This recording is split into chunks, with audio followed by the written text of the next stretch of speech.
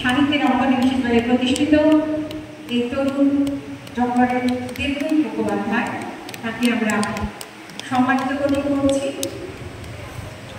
সম্মানিত দর্শক হচ্ছেন শুভ সরকার অপরত্ন সম্মান দিয়ে পাচ্ছেন, আর উত্তরীয় সম্মাননা জানাচ্ছেন ডক্টর সোহিনী চক্রবর্তী সঙ্গে